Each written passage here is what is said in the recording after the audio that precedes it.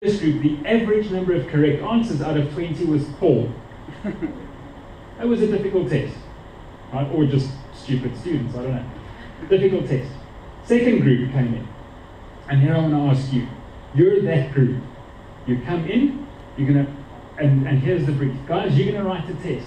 When you finish writing the test, we're going to give you the answers. You're going to mark it yourself, take note of what you score, and then on your way to the front of the room, you're going to put your question sheet in a shredder, go to the examiner, and you're going to tell them what you scored. You will be paid according to that.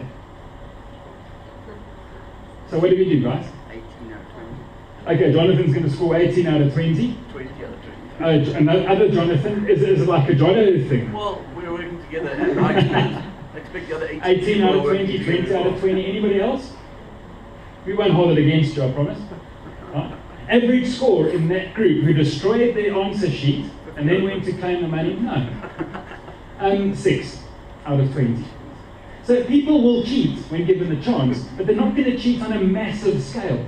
They'll just fudge it a little bit. Am I right? And you see, and you're laughing because you know I'm right. Third group.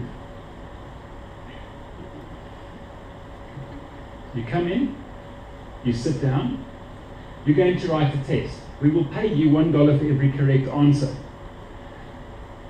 When you finish the test, I want you to stand up, take your page to the shredder at the front of the room, shred it, go and tell the examiner what you scored. He will pay you according to that, and you can leave. But before you do that, before we start, I'd like you quickly to think about the 10 commandments. And I'd like to also remind you about the MIT honor code. Any hazard? Let's have some of the people at the back. What do you think Group 3 scored? Group at the front, you say 2, do I hear 3? Do I hear 3? We've got 2, any other guesses?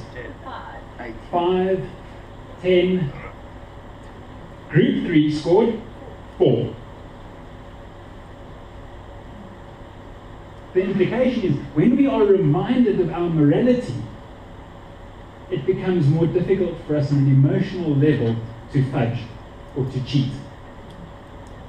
And how often, or let me put it this way, what are we being reminded of in South Africa every day?